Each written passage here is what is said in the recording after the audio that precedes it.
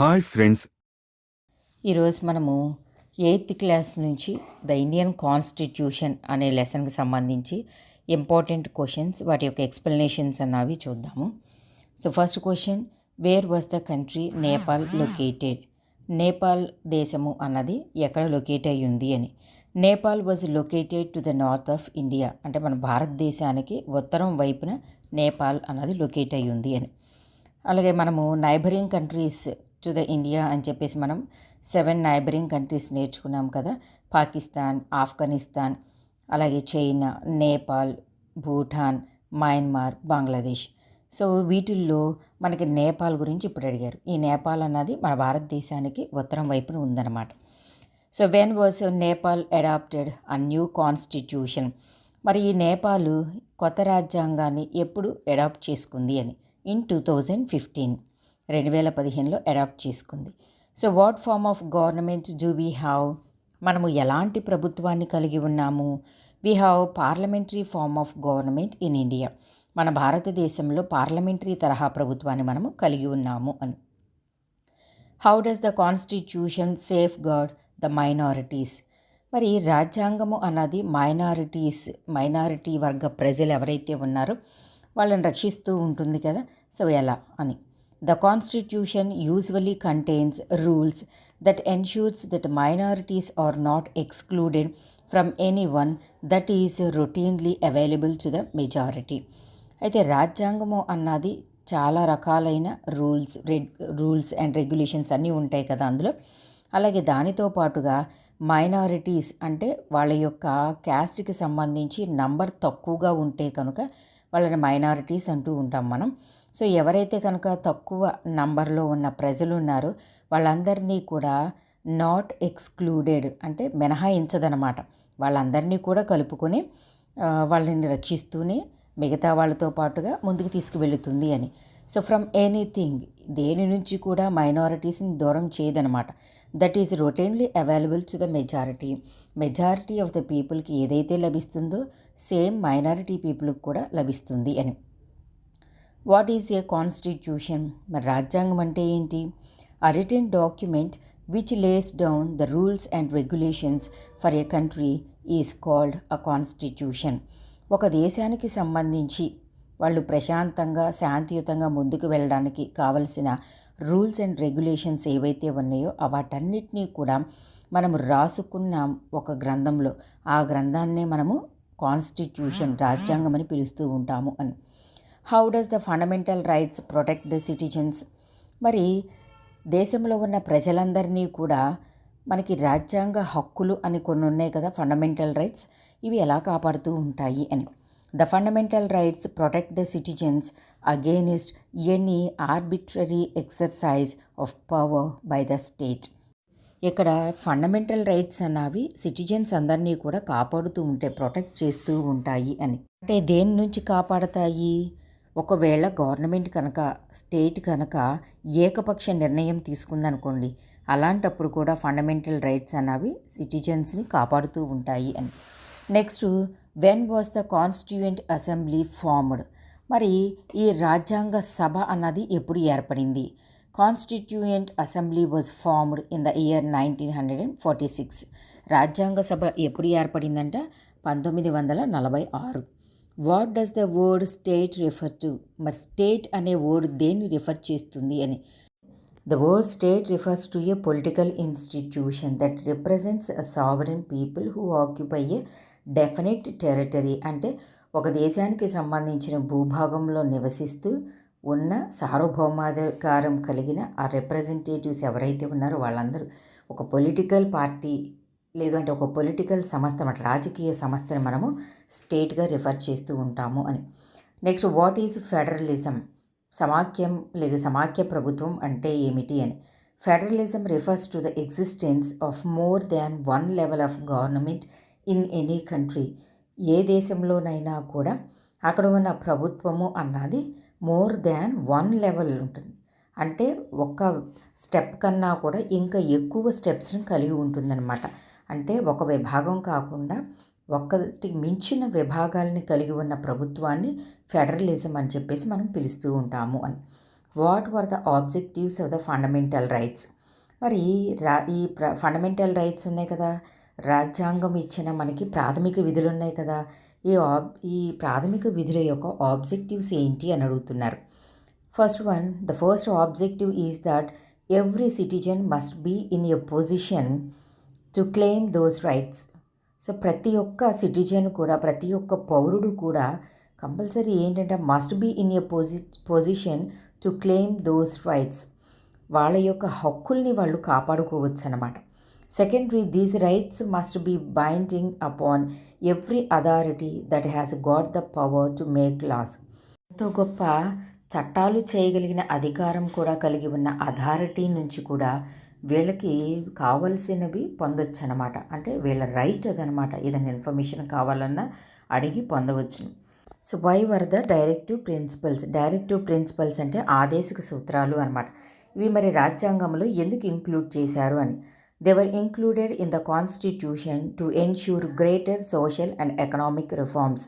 అంటే సామాజిక పరంగా అలాగే ఆర్థిక పరంగా కూడా కొంచెం మంచి విలువలు అన్నవి లేదు అభివృద్ధి చెందటం కోసం ఈ ఆదేశిక సూత్రాలు అన్నవి రాజ్యాంగంలో ఇంక్లూడ్ చేయడం జరిగింది అని. అలాగే they guide to make loss and policies that help to reduce poverty of the masses. అంటే ఎవరైతే కనుక పేద ప్రజలు ఉన్నారో వాళ్ళందరికీ కూడా కొన్ని చట్టాల ద్వారా వాళ్ళకి హెల్ప్ చేయాలి అన్న ఉద్దేశంతో కూడా ఈ ఆదేశిక సూత్రాలు అన్నవి ఇంక్లూడ్ చేయడం జరిగింది రాజ్యాంగంలో అనమాట. ఒకవేళ రాజ్యాంగంలో కనుక ఎలాంటివి మనము ఇంక్లూడ్ చేయలేకపోతే పేదవాళ్ళు మరీ అంటే డామినేటింగ్ పీపుల్ ఉంటారు కదా, వాళ్ళ చేతుల్లో ఇంకా అన్యాయానికి గురవుతూ ఉంటారనమాట. సో అందుకని వాళ్ళని బాగా రిచ్ ఫెలోస్ని కంట్రోల్లో పెట్టుకోవాలన్నా కంపల్సరీ వాళ్ళు ఎలా ఉండాలి ఆదేశిస్తుందన్నమాట రాజ్యాంగం. మీరు ఎలా ఉండాలి అలా ఉండాలి అని. సో అలాంటివన్నీ కూడా ఉండడం వలన ఈ పూర్ పీపుల్తో పాటుగా పోవర్టీ లైన్కి క్రింద ఉన్న వాళ్ళు కూడా మనకి ఏంటంటే కాపాడబడుతున్నారు రాజ్యాంగం ద్వారా అన్నమాట. అలాగే which fundamental right guards all the rights. మరి ఏ ఫండమెంటల్ రైట్ అంటే ఏ ప్రాథమిక హక్కు అన్నది మనకి ఆల్ ద రైట్స్ మిగతా అన్ని హక్కులు ఏవైతే ఉన్నాయో మనకి ఆ హక్కుల్ని కాపాడుతుంది, రక్షిస్తుంది. అంటే right to constitutional remedies safe guards all the other fundamental rights. అంటే ఫండమెంటల్ రైట్స్ మనకి 6 ఉన్నాయి కదా, 6లో మిగతా 5 వీటిని కూడా ఒక హక్కు అన్నది చాలా జాగ్రత్తగా కాపాడుతుందన్నమాట. ఏంటంటే రాజ్యాంగ పరిహారపు హక్కు, రైట్ టు కాన్స్టిట్యూషనల్ రెమెడీస్. ఈ హక్కు చాలా ముఖ్యమైనది. ఈ హక్కే రిమైనింగ్ హక్కుల్ని కాపాడుతూ ఉంటుందన్నమాట. So is it necessary that all countries having a constitution are democratic. అంటే is it necessary that all countries అన్ని దేశాలు కూడా కంపల్సరీ రాజ్యాంగం కలిగి ఉండాలా? అలా రాజ్యాంగం కలిగి ఉన్న దేశాలన్నీ కూడా ప్రజాస్వామిక దేశాలా అంటున్నారు. No, it is not necessary that all countries having a constitution are democratic. అంటే ప్రతి దేశం చాలా దేశాలు అన్నీ కూడా రాజ్యాంగాన్ని కలిగి ఉండాలి అన్న నెసెసిటీ ఏమీ లేదు. అండ్ రాజ్యాంగం రాజ్యాంగం రాసుకున్న దేశాలన్నీ కూడా ప్రజాస్వామిక దేశాలై ఉండాలా అంటే అలాంటిది కూడా లేదనమాట. ఎందుకంటే ప్రపంచంలో మనకి ప్రజాస్వామిక దేశాలన్నీ కూడా రాజ్యాంగాన్ని రాసుకోలేదు. అలాగే రాజ్యాంగాన్ని రాసుకున్న దేశాలన్నీ కూడా ప్రజాస్వామిక దేశాలై ఉండాల్సిన అవసరం లేవనమాట. And next define the term ideal. ఆదర్శవంతమైన లేదా ఆదర్శము అన్నదానికి మనల్ని ఇక్కడ డిఫైన్ చేయమంటున్నారు. A goal or principle in its most perfect form. అంటే ఏంటంటే మనకి ఏదైనా గోల్ కానీ ఒక ప్రిన్సిపల్ కానీ మనము పర్ఫెక్ట్గా కనుక పెట్టుకున్నట్లయితే దానిని ఆదర్శవంతమైనదిగా మనం చెబుతూ ఉంటాము అని. Name the 3 organs of the state. మరి గవర్నమెంట్ అంటే దాంట్లో 3 ఆర్గాన్స్ ఉంటాయి అనుకుంటాం కదా. సో మరి ఆ 3 ఆర్గాన్స్ ఏంటి కదా? Legislature, executive and judiciary. ఈ మూడింటిని కూడా మనము ఆర్గాన్స్ ఆఫ్ ద గవర్నమెంట్ అని పిలుస్తూ ఉంటాం. లెజిస్లేచర్ అంటే శాసన నిర్మాణ శాఖ, అలాగే ఎగ్జిక్యూటివ్ అంటే కార్యనిర్వాహక శాఖ, జ్యుడిషియరీ అంటే న్యాయశాఖ అనమాట. సో వీటిల్లో ఏ ఒక్కదాన్ని కూడా మనం గవర్నమెంట్గా ట్రీట్ చేయం. మూడింటిని కలిపే మనం గవర్నమెంట్గా పిలుస్తూ ఉంటాం. అందుకే మన బాడీలో ఆర్గాన్స్ ఎలా అయితే ఉంటాయో అలా ఈ గవర్నమెంట్కి కూడా ఆర్గాన్స్ అనేవి ఉంటాయి. ఆ 3 ఆర్గాన్సే గవర్నమెంట్ యొక్క భాగాలన్నమాట. నెక్స్ట్ డిఫైన్ టైరనీ, జన్యము అనే వర్డ్ని డిఫైన్ చేయమంటున్నారు.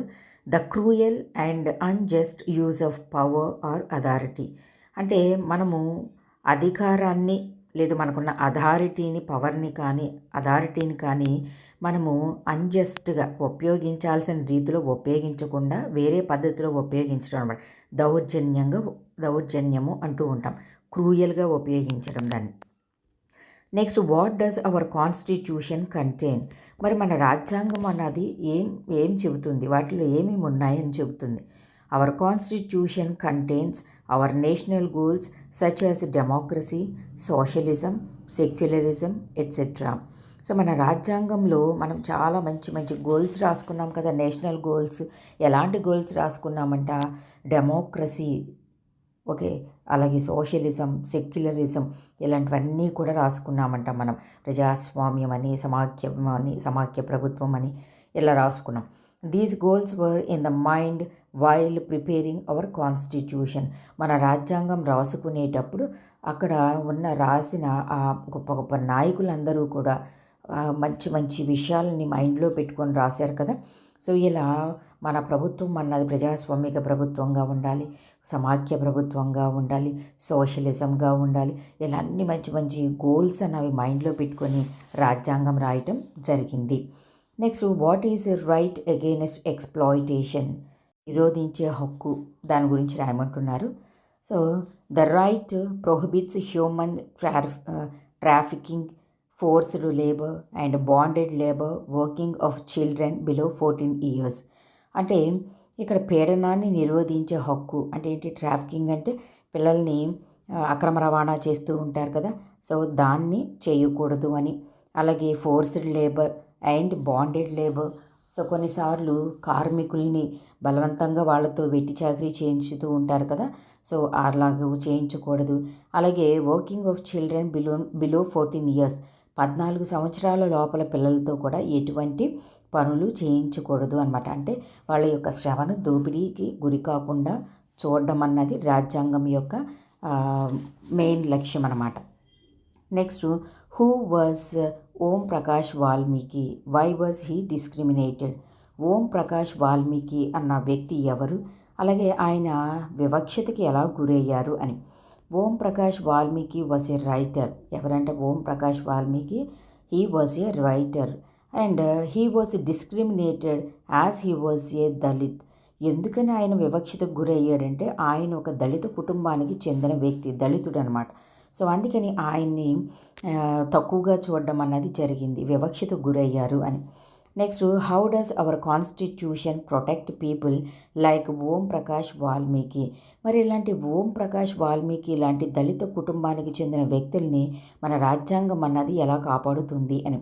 The Indian constitution guarantees the right to equality to all persons and says that no citizen can be discriminated on the grounds of religion, race, caste and gender.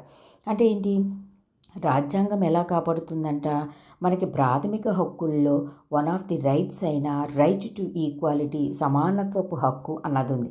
So దాని ద్వారా కాపాడుతుందంట. అంటే ఏంటి, దేశంలో ఉన్న ప్రతి పౌరుడు ఎలా లెక్కలోకి తీసుకుంటుందంట, వాళ్ళ యొక్క మతాన్ని కానీ అలాగే క్యాస్ట్ని కానీ జెండర్ని కానీ ప్రాంతాన్ని కానీ భాషను కానీ దేన్ని కూడా ప్రాతిపదికలోకి తీసుకోకుండా అందరూ కూడా చట్టం ముందు సమానులే, సో అందరినీ కూడా ఈక్వల్గా ట్రీట్ చేయాలి, ఒక్కళ్ళు కూడా వివక్షతకు గురి కాకూడదు అని చెప్పేసి చెబుతుంది.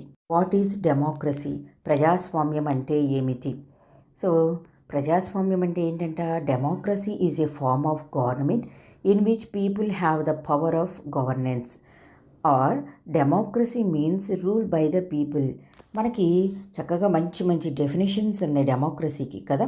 సో ఒక్కొక్కరు ఒక్కొక్కలా చెప్తూ ఉన్నారు మనకి.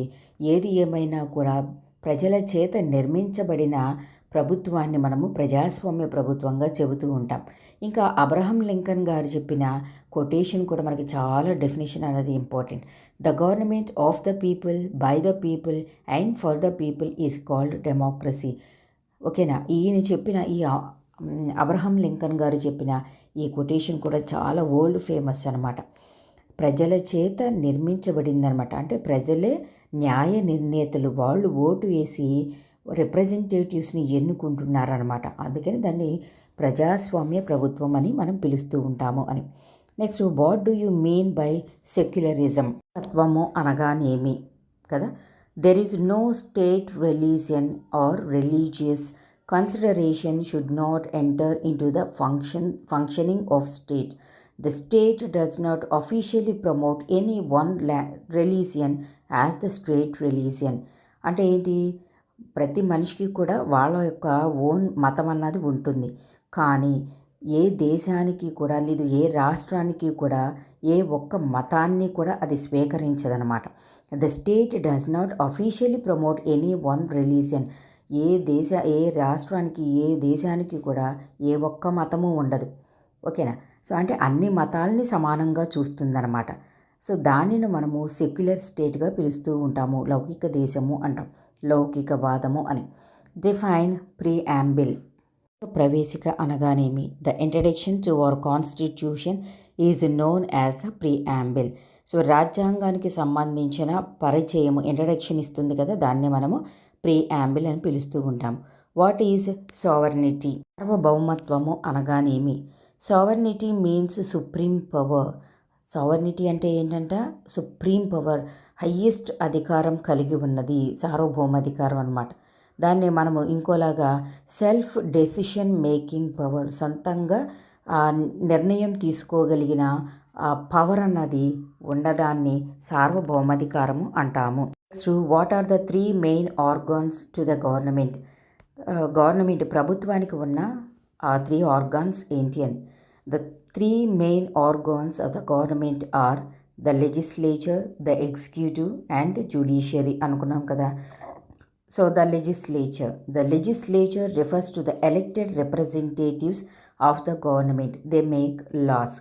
అంటే లెజిస్లేచర్ అంటే మనకి ఇక్కడ శాసన నిర్మాణ శాఖ అనుకుంటాం కదా. అయితే ఎవరినైతే మనము ఓటు వేసి ఎన్నుకుంటామో వాళ్ళని మనం రిప్రజెంటేటివ్స్ అంటాం. ఈ రిప్రజెంటేటివ్స్తో కూడిన ఆ శాఖని మనము లెజిస్లేచర్ అంటాం. ఇక్కడ ఏం జరుగుతుందంటే దే మేక్ డెసిషన్స్ అనమాట. అంటే అక్కడ నిర్ణయం అన్నది తీసుకుంటారు. వాళ్ళు ఎప్పుడైతే నిర్ణయం తీసుకుంటారో అది తర్వాత చట్టంగా మారుతుంది. They make laws. Next, the executive అంటే కార్యనిర్వాహక శాఖ.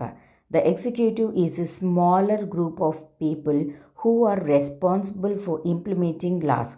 ఇందాకేమో డెసిషన్ మేకర్స్ అన్నాము లెజిస్లేచర్లో. అయితే వాళ్ళు డెసిషన్స్ తీసుకున్న తర్వాత, చట్టాలు వచ్చిన తర్వాత ఆ చట్టం ద్వారా ప్రజలకు అందవలసినవి కార్యరూపంలో ప్రజల దాకా తీసుకువెళ్ళే వాళ్ళని మనం ఎగ్జిక్యూటివ్స్ అన్నాం. అండ్ నెక్స్ట్, ద జ్యుడిషియరీ, న్యాయశాఖ. The judiciary refers to the system of courts in our country. So భారతదేశం లాంటి దేశంలో ఏదైతే కనుక కోర్టులు ఉన్నాయో వాటన్నిటినీ కూడా మనము ఈ న్యాయశాఖగా చెబుతూ ఉంటాము అని. Next, write about the constituent assembly. రాజ్యాంగ సభ గురించి రాయమంటున్నారు. The constituent assembly was formed in 1946. రాజ్యాంగ సభ అన్నది 1946లో ఏర్పడింది. There were nearly 300 members in the constituent assembly. మరి రాజ్యాంగ సభలో ఎంతమంది ఉన్నారు? దాదాపు 300 మంది ఉన్నారంట. It took nearly 3 years. 3 years అంటే ఎగ్జాక్ట్లీ చెప్పాలి అంటే కనుక మనకి 2 years 11 months 18 days పట్టిందనమాట. So for the constituent assembly to prepare a draft constitution. So మనం రాజ్యాంగం రాసుకోవడానికి దాదాపుగా 3 సంవత్సరాలు, అంటే ఎగ్జాక్ట్లీ 2 సంవత్సరాల 11 రోజుల 18 రోజులు పట్టిందనమాట. Enlist the fundamental rights. ప్రాథమిక హక్కులు అడుగుతున్నారు. So how many fundamental rights we have అంటే 6 ఫండమెంటల్ రైట్స్. ప్రీవియస్లీ మనకి 7 ఉండేవి, కానీ ఒకటైతే మాత్రం తీసేశారు. ఏం తీసేశారు అంటే ప్రాపర్టీ రైట్ అన్నది తీశారు, ఆస్తి హక్కు అన్నది డిలీట్ చేయడం జరిగింది. సో ప్రజెంట్ మనము 6 ప్రాథమిక హక్కులను కలిగి ఉన్నాము. సో ఏంటవి కదా. So number 1 right to equality, and second right to freedom, third right against exploitation, next 4th right to freedom of religion, and fifth cultural and educational rights, and sixth and finally right to constitutional remedies. Right to equality అంటే సమానత్వపు హక్కు అనమాట. Right to freedom అంటే స్వేచ్ఛా హక్కు. Right against exploitation అంటే పీడనాన్ని నిరోధించే హక్కు. Right to freedom of religion మత స్వాతంత్రపు హక్కు. కల్చరల్ అండ్ ఎడ్యుకేషనల్ రైట్స్ అంటే సాంస్కృతిక మత స్వాతంత్ర విద్యా సాంస్కృతికపు హక్కు అనమాట. విద్యా సాంస్కృతికపు హక్కు. And finally right to constitutional remedies అంటే రాజ్యాంగ పరిహారపు హక్కు.